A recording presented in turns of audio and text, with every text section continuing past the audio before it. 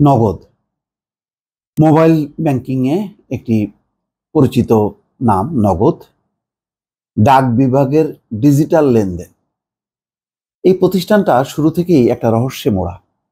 আমি নিজেও আজ পর্যন্ত এই রহস্য ভেদ করতে পারিনি। এর উদ্যোক্তা কারা, এই উদ্যোক্তাদের যাদের নাম, তাদের বক্তব্য, মানে পুরোটাই একটা রহস্যে ঢাকা। এবং আমার কেন জানি মনে হতো যে সরকার বদল হলে প্রথমেই এই নগদ ধরা খাবে। সত্যি সত্যি নগদ ধরাই খেলো শেষ পর্যন্ত। এই কারণে প্রশাসক বসানোর সিদ্ধান্ত। ইতিমধ্যে নগদ একেবারে প্রত্যন্ত অঞ্চলে পৌঁছে গেছে, যেহেতু মোবাইলের একটা ব্যাংকিং সেবা বিকাশের মতন। বিকাশের বিপরীতে এটি গড়ে উঠেছিল, তবে এই গড়ে তোলাটার পেছনে সরকারের মদত ছিল এবং তাদেরকে যে পরিমাণ সুযোগ সুবিধা রাষ্ট্রীয়ভাবে দেওয়া হয়েছে সেটা বিকাশের থেকে একটা বৈষম্যমূলক। শুরু থেকে এটা ছিল। এর কারণ হচ্ছে এর পেছনে কখনো শোনা যেত সজীব ওয়াজেদ জয় এবং সজীব ওয়াজেদ জয়ের বন্ধু বান্ধব এবং অনুগ্রহ প্রার্থীদের অনুগ্রহ ভাজন লোকজনের নাম ছিল। তো সেই কারণে এই উদ্যোক্তাদের সম্পর্কে, প্রতিষ্ঠান সম্পর্কে এবং পৃষ্ঠপোষকতা যেভাবে দেয়া হচ্ছিল, একেবারে প্রধানমন্ত্রীর কোল ঘেঁষে দেখছিলাম যে নগদের উদ্যোক্তারা এগুলি নিয়ে কাজকর্ম করছে বা তাদের বিভিন্ন কার্যক্রম তাকে দিয়ে উদ্বোধন করানো হচ্ছে বা এক ধরনের বৈধতা দেওয়ার প্রক্রিয়া। তো এই নগদ নিয়ে অনেকবার অনেক রকম রিপোর্টিং হয়েছে, কিন্তু বারবার পাশ কাটিয়ে গেছে বা নগদ কখনো কখনো উপেক্ষা এইগুলিকে কোনো তোয়াক্কাই করেনি। এর মধ্যে আবার সোশ্যাল ইনফ্লুয়েন্সার সুলাইমান সুখন বেশ সুন্দর সুন্দর আবার বক্তৃতা দিত। সেখানে দেখতাম নানা রকম প্রতিক্রিয়া, তাকে বেশ গালাগালিও করা হতো তার উত্তরে, এবং তার অবস্থানটাও আর একটা রহস্য তৈরি করে। এবং নগদকে একটা এটাকে গ্রহণযোগ্যতা পাওয়ার জন্য কত তারকা, কতজনকে দিয়ে যে এই ক্যারিকেচার করা হয়েছে এর কোনো ইয়াত্তা নেই, এর বিজ্ঞাপনের কোনো শেষ নেই। শেষ পর্যন্ত নগদ ধরাই খেলো। তো এই প্রশাসক বসানোর সিদ্ধান্ত নেয় কোন প্রতিষ্ঠানগুলোতে? যে সব প্রতিষ্ঠান নিয়ে সন্দেহ হয়, যে প্রতিষ্ঠানগুলোর মধ্যে যথেষ্ট পরিমাণ স্বচ্ছতার অভাব আছে। ডাক বিভাগের এখানে লাভ কি, সরকারের লাভ কি, এই লাভের বিষয়টা আজ পর্যন্ত পরিষ্কার না। ইতিমধ্যে বেশ কয়েক বছর চলে গেছে, তো এখন যদি নগদ টেক ওভারও করে অসুবিধা নেই। এদের যে লাভ তোলার দরকার ছিল সেই লাভটা নিয়ে তারা সটকে গেছে অনেকে।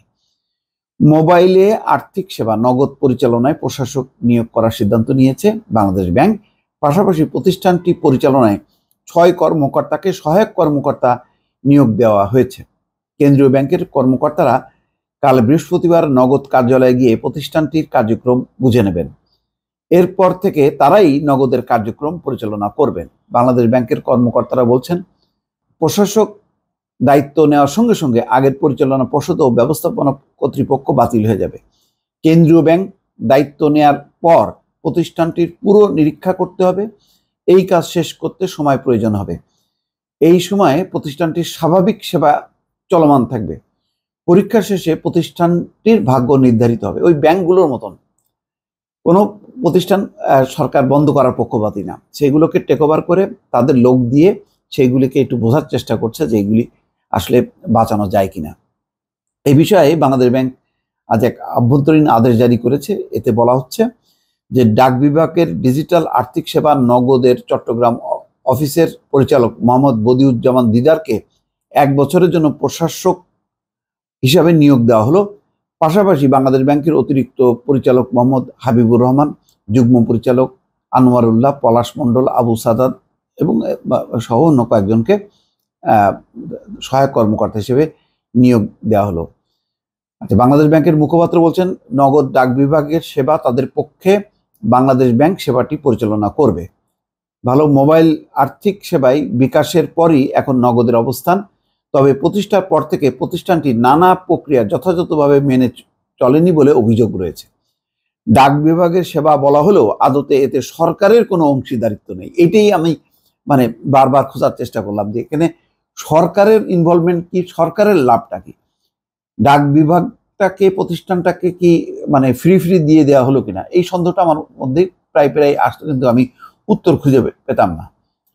নগদের মালিকানায় বিভিন্ন সময় যুক্ত ছিলেন সাবেক প্রধানমন্ত্রীর উপপ্রেস সচিব আশরাফুল আলম খোকনের স্ত্রী রেজওয়ানা নূর, সাবেক এমপি ফাহিম রাজ্জাক, রাজি মোহাম্মদ ফখরুল। 2017 সালের ডিসেম্বরে ডাক ও টেলিযোগাযোগ মন্ত্রণালয়ে মোবাইলে আর্থিক সেবা পরিচালনার জন্য থার্ড ওয়েভকে কাজ দেয়। 2019 সালে সাবেক প্রধানমন্ত্রী শেখ হাসিনা নগদের কার্যক্রম উদ্বোধন করেন। পরে বিভিন্ন সময় এর মালিকানায় যুক্ত হয়েছেন আওয়ামী লীগের সঙ্গে সংশ্লিষ্ট ব্যক্তিরা। কেন? এরা মানে সরকারি প্রতিষ্ঠানটা যদি হয় তাহলে এর মালিকানায় আওয়ামী লীগের সংশ্লিষ্ট ব্যক্তিরা থাকবেন কেন? যথাযথ গ্রাহক তথ্য যাচাই ছাড়াই প্রতিষ্ঠানটি মোবাইল গ্রাহকদের নিজস্ব গ্রাহক বানিয়ে ফেলার সুযোগ পায় নগদ। সরকারের সব ভাতা বিতরণের ক্ষেত্রেও একচ্ছত্র সুবিধা পায় প্রতিষ্ঠানটি। ওই যে করোনার সময় যে নগদ সহায়তা, এটা সমস্ত কার্যক্রমটা নগদ পেয়েছে। কেন বিকাশ না? কেন বিকাশ তো তার আগে ছিল। তার মানে হলো সরকার পৃষ্ঠপোষকতা করছে একটা প্রতিষ্ঠান, এবং সেই প্রতিষ্ঠানের মালিকানায় এবার আওয়ামী লীগের লোকজন আছে। এটা তো দুয়ে দুয়ে যদি চার মেলানো যায়, তাহলে নগদ কাদের, কি কারণে প্রতিষ্ঠা হয়েছিল, কি উদ্দেশ্যে প্রতিষ্ঠা হয়েছিল, এটা তো পরিষ্কার। ফলে সরকারি ভাতা পেতে নগদের গ্রাহক হওয়া বাধ্যতামূলক হয়ে যায়। চিন্তা করেন, নগদে ঊর্ধ্বতন কর্মকর্তাদের মধ্যে ছিলেন তানভীর আহমেদ, নিয়াজ মোর্শেদ ও মারুফুল ইসলাম। নগদের ব্যবস্থাপনা পরিচালক তানভীর আহমেদ বর্তমানে দেশের বাইরে রয়েছেন। তিনি বলছেন, বাংলাদেশ ব্যাংকের এই সিদ্ধান্তকে আমরা স্বাগত জানাই। নগদকে জড়িয়ে সাম্প্রতিক সময় যে অপপ্রচার চলছিল, এর মাধ্যমে তার অবসান হবে বলে আমরা বিশ্বাস করি। কয়েকদিন ধরে অপপ্রচারের এসব বিষয় নিয়ে আমরা বাংলাদেশ ব্যাংকের সঙ্গে আলোচনা করছিলাম। অবশেষে তারা প্রশাসক নিয়োগের মতো একটা ইতিবাচক সিদ্ধান্ত নিয়েছে। এটাও একটা সাংঘাতিক ব্যাপার যে ব্যবস্থাপনা পরিচালক তানভীর আহমেদ এটা আবার স্বাগত জানাচ্ছে। আমি বললাম না, পুরোটাই একটা কনফিউজড যে এটা কি আসলে, এটা কি আসলে সত্যি সত্যি একটা ভালো প্রতিষ্ঠান, মানে বিকাশের মতন মানে একটা একটা কি বলে টেকসই নির্ভেজাল একটা প্রতিষ্ঠান, নাকি একটা ভেজাল প্রতিষ্ঠান? মানে বিভিন্ন জন এদের যারা যুক্ত আছে তাদের অংশগ্রহণ, বলা হচ্ছে ডাক বিভাগের, সরকারের, আবার সরকারের না।